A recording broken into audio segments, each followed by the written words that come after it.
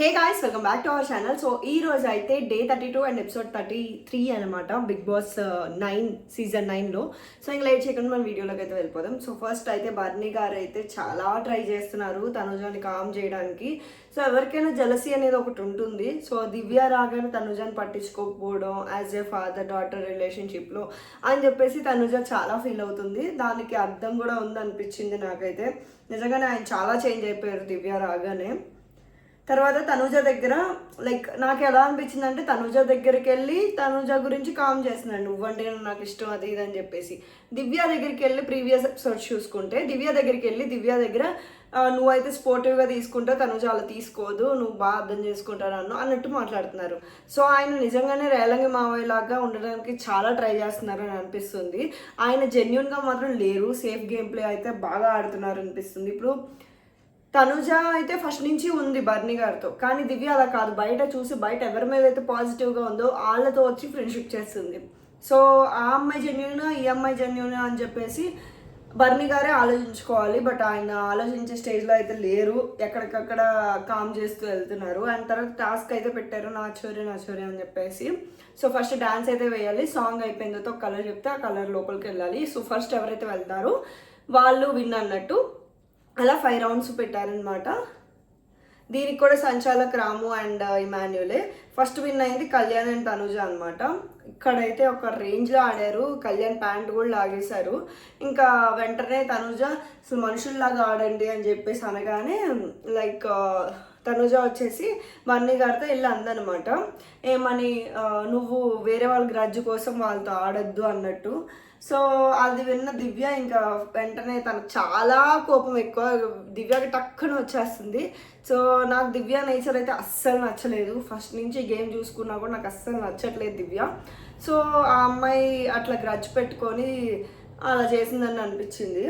తర్వాత వచ్చి తనుజాతో గొడవ పడింది. అండ్ సెకండ్ విన్ అయింది అయితే బర్నీ అండ్ దివ్య అనమాట.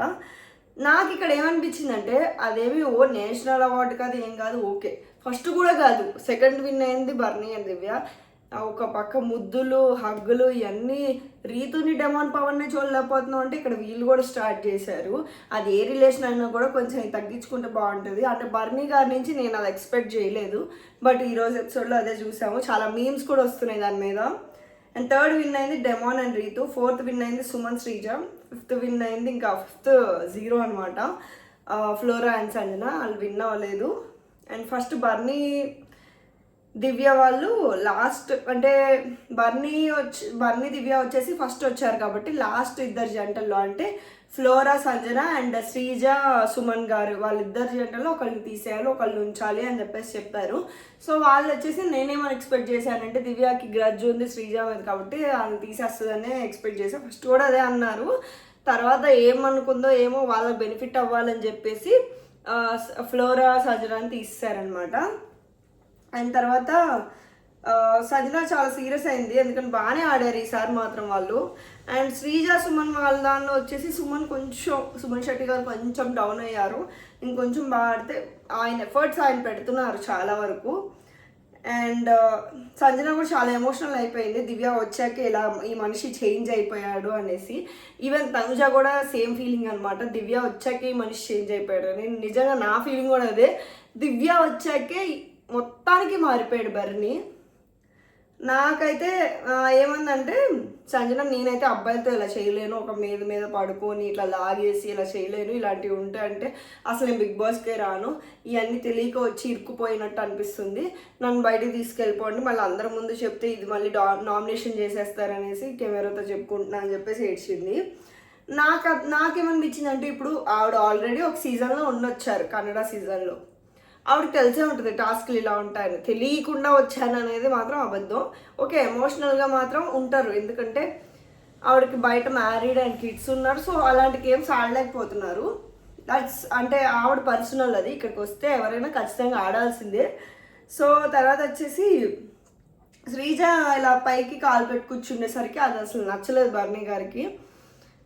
లైక్ ఏంటి ఇలా కూర్చుంది, ఈ అమ్మాయిని చూస్తే నాకు నచ్చట్లేదు, ఎలా పడితే అలా కూర్చుంది అన్నట్టు మాట్లాడారు. నాకేమనిపించిందంటే, ఓకే శ్రీజ నాగార్జున సార్ ముందు అయితే కరెక్ట్గా కూర్చోవాలి, ఆయన ముందు కూడా కాలేసి కూర్చుంటారు. సో అలాంటి మానుకోవాలి శ్రీజ కూడా. కానీ వీళ్ళు తోటి కంటెస్టెంట్సే కదా, వీళ్ళ ముందు కూడా ఒక లైన్ గీసేసుకొని ఆ గీత దాటకూడదు ఇవన్నీ పెట్టుకుంటే ఎట్లాగా?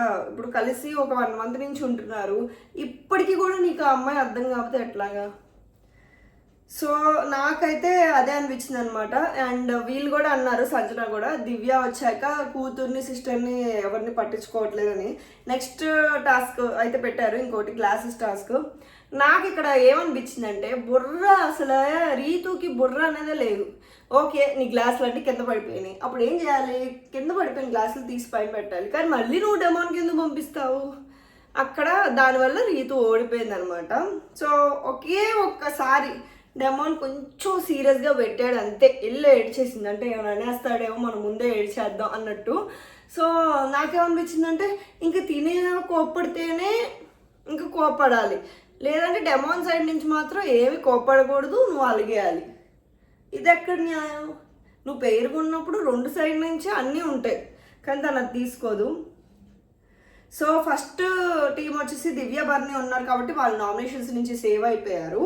అండ్ సెకండ్ టీం వచ్చేసి కళ్యాణ్ తనుజ ఉన్నారు కాబట్టి వాళ్ళల్లో ఒకళ్ళు డిసైడ్ అవ్వమన్నారు డేంజర్ నుంచి బయటికి రావడానికి. సో కళ్యాణ్ అన్నాడు, ఇది నాకు ఎంత ఇంపార్టెంటో తెలుసు కదా, నేను వస్తాను అనేసి. తనుజకు మనసులో ఇవ్వాలని లేకపోయినా ఇచ్చింది అన్నట్టు ఇచ్చింది అనమాట. At the end of the day తను ఇచ్చింది. సో కళ్యాణ్ అయితే సేవ్ అయ్యాడు, తనుజ ఇంకా నామినేషన్స్లో ఉంది. నేనైతే ఈరోజు శ్రీజాకి అయితే ఓటేసాను. మీరు ఎవరికి ఓట్ చేశారో కింద కమెంట్ సెక్షన్లో చెప్పండి. That's it for today guys. మీకు ఈ వీడియో నచ్చినట్టయితే సబ్స్క్రైబ్ చేసుకోండి అండ్ మన ఛానల్లో మెంబర్షిప్ కూడా జాయిన్ అయిపోండి. నేను ఎవ్రీడే లైవ్కి వచ్చేస్తాను. Bye, love you all.